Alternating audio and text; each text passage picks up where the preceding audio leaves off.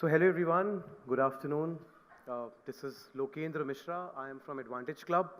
We are the leading global rewards and recognition platform. We present across 100 plus countries with our headquarters in Gurgaon. Just a quick brief about the company. We are an end-to-end rewards, recognition, employee privilege, employee benefits, employee engagement being the major vision of the organization. This is something around which the entire organization revolves. It's been 6 years in the industry, and we have been running the show with around 500 plus clients. Today, according to the theme which World HRD Congress has kept, which is future forward work, according to me, what I feel is that it starts right from your workplace. So today I'll be talking more about how to develop a recognition culture within your organization, keeping in mind the diverse sectors that we have and various types of employees that we have within our organization. So different organizations, different cultures, different diversities. So accordingly, the strategies also have to be very diverse, and we need to have a hybrid approach while creating a proper recognition framework while designing it. So building a successful recognition culture, the first and the most important point to keep in mind is identifying employee needs. So while we are identifying employee needs, there's a very famous Maslow's hierarchy for employee engagement, which explains the different levels of engagement which employees fall under. For example, we'll just start with the lowest and the most disengaged employee that we have, which falls under the survival category, right? So survival category employee is probably in the organization, keeping in mind that he's just there. His eyes are always on the clock, and he's just waiting to go home probably, right? He's there because he wants to be a part of the organization just for the salary, and he moves out. He's falling under the disengaged category. This is the lowest level of disengagement. The second level of disengagement, which is the fourth one from the second one from the bottom, which is security. Job security is something which is also one of the most important points, where I am there in the organization because my job is secure, but I am not yet there. I am not yet happy. I am not yet a part, or I am not yet a vital part of the organization where I have responsibilities with me. But my job is very much secure. I do my work and I go home. I'm still disengaged, and I am not there yet where I can be called as an engaged employee. The third layer is belonging, where there is a sense of belonging that the employee has. He feels that he's a part of a larger goal, a larger vision of the organization, and he feels that there is something that he's up to, the organization is up to, and he's a part of something that's happening. There's a sense of belonging that the employee has, and he is partially engaged. Even here, an employee is not called engaged. And at the end of the day, this entire hierarchy is why we are trying to present here, is to explain you that why we need to move our employees from the lowest level to the topmost level. And whose job is it to do that? The entire role is being played by the HR leaders, right from the leadership to the managers and to the supervisors and, of course, the employees at the end of the day. The second layer is importance, where an employee feels that he plays a very vital role in the organization, and he feels that this is what he needs to do, this is what his KRA is, and he performs his job in the way where his tasks lead to certain outcomes, and he feels responsible, and he's given that importance in the organization. Why is he giving that importance? Because he's being recognized. The entire game is around giving an employee the right recognition and making him feel privileged and important, and that is where he feels engaged. Now, there are highly engaged employees, which falls under 20 to 23% according to the state stats. These are the employees who are super highly engaged, and these are the ones who upbring the other employees from different levels to the highly engaged level. They are those leaders, or probably engaged employees as well. It's not just the leaders. There are a lot of employees as well who are super highly engaged and who are super motivated in order to fulfill their task, and they feel that what they do is actually leading to the real outcome of the organization. So this is an hierarchy. This is very important. We need to understand what is the need. We need to understand how and where our employees are falling, and accordingly, we need to take actions for those separate levels and then create a framework for our recognition platform. The second process, we have identified the needs of the organization. Now we need, of the employees. Now we need to understand how to execute a proper recognition platform. There's a 4-step process. It's a very, very simple slide I have tried to create and present over here. The first one is day-to-day. I'll quickly move to the next slide. Day-to-day recognitions cover simple things. It covers long service awards, people completing 3 years, 5 years, 10 years, 7 years, 15 years in the organization, birthdays, work anniversaries, activity-driven, which leads and talks about a couple of various initiatives with organizations keep on planning in the in the office premises or digitally on some platform or certain tool, and accordingly we can keep on recognizing employees on a day-to-day basis. There are a lot of various occasions in which organizations also celebrate and they gift employees on their special milestones or special occasions. Again, this is day-to-day and this is not structured still. This is all ad hoc. The second type of recognition is a little formal and talks about awards which are given to the employee or are given to the employee or probably employees are being recognized on structured formal occasions in terms of performance, in terms of KRAs, in terms of achievements, in terms of milestones, etc. So there are 3 ways in which we have categorized this. The first one is awarding on achieving objectives or fulfilling certain criteria, targets, or majorly they are KRA based. So a couple of examples: client awards, innovation awards, referral awards, sales incentive awards, target achievement awards. So these awards are covering the first segment of formal awards. The second set of formal awards talk about, which is a little more structured ones, which are majorly driven by the managers and are always linked to certain cultural values of the organization.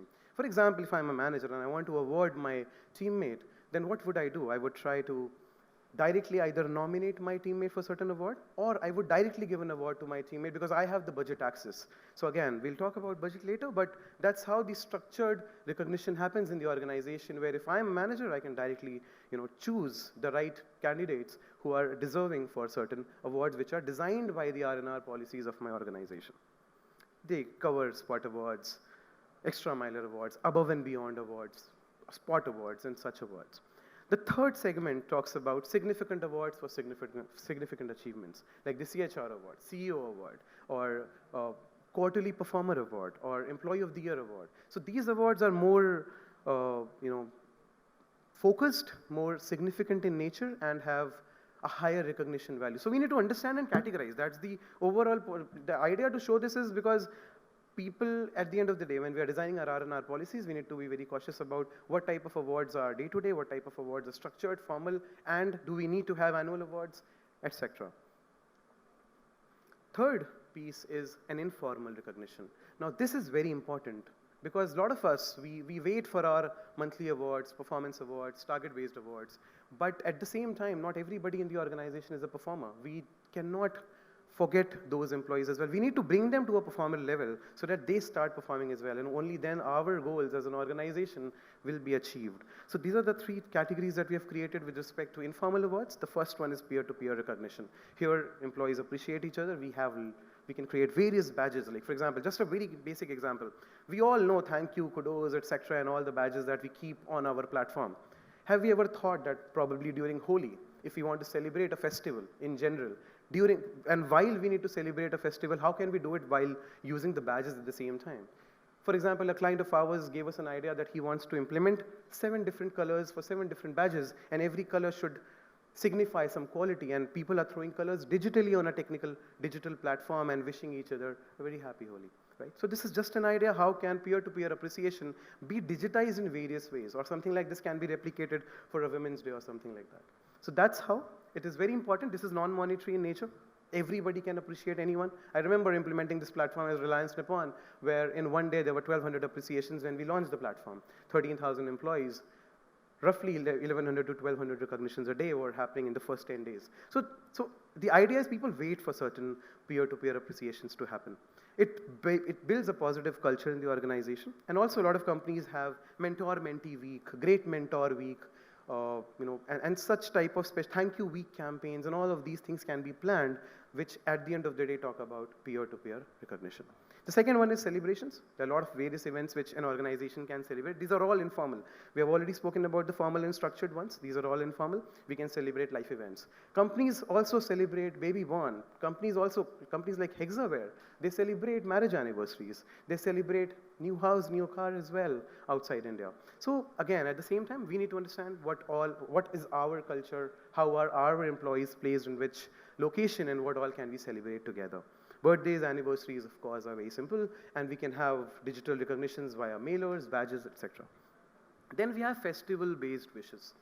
Festival-based wishes, again, a lot of companies do not keep different festivals on a platform, just to understand and to be very cautious about not celebrating all festivals or just focusing on a couple of them. They simply keep festival greetings, right? And they keep one badge and people just use that one badge on every festival. So certain things and various ideas according to, again, the policies and what the organizations have. The third one is various events like Women's Day appreciations, which I just spoke about, festivals as an holy example, and Women's Day. Then we have a social wall. Now this is a very interesting thing to have, and this is something which we have been implementing, and at the same time is important for every company to have a social wall where just recognizing someone. For example, if my team is sitting here right now and I want to appreciate someone digitally, I have appreciated. But till the time all 200 of you do not know that someone has been appreciated, it doesn't make sense. It is the only feel-good factor comes when I am being appreciated in front of my organization and my peers. So a wall, a feed, a social buzz is very important, and that's how the showcasing can be achieved. A lot of organizations, they want a Hall of Fame setup. People are receiving awards. At the same time, it has to be showcased somewhere. There's a winner's wall or a leaderboard or a Hall of Fame, which must be there while you are designing your Hall of Fame. Regular updates, communications, of course. Communication is the most important key, and that's something which actually decides the overall engagement levels.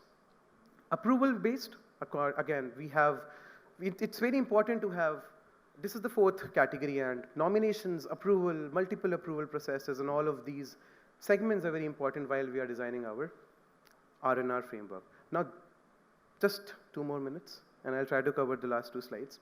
The third piece is around understanding recognition responsibilities.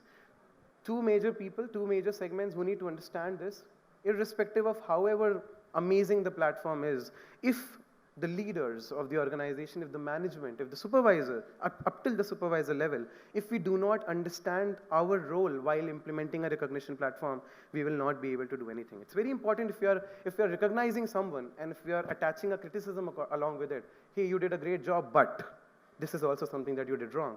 This is not right. So we need to be very cautious about. However, the other way around is fine. You did not do this correct, but if you would have done that, it would have been great. So we need to be, cautious of this point, how leadership is taking a role, how they are, wearing the hat themselves and then executing this entire recognition platform. Now, the last piece, which is very important, how are we going to analyze if the platform that we have created works? Data, of course. Data is the key. And surveys is very important. We keep doing that. A lot of companies ask, when should we do the survey? After launching the program. You do it after 3 months, minimum. Do it after 6 months. And they do it at regular intervals to understand, is it increasing? Is the ESAT score is increasing? Then you also have your answer with you. Attendance. Of course, an disengaged employee is not regular. And that's something which gives you an idea, if we have implemented a recognition platform, what is the impact on attendance? And there are a couple of other factors, and which is there on the slide as well. Shortage of time, I would like to end it with just one thought in your mind. To win the marketplace, you must first win the workplace. And we have our team over here, which will be there till 8 o'clock today in the premises. Feel free to reach out to us. We would love to help you formulate your R&R framework and policies. And any questions we would love to answer. Thank you so much, everyone, for your time. Take care.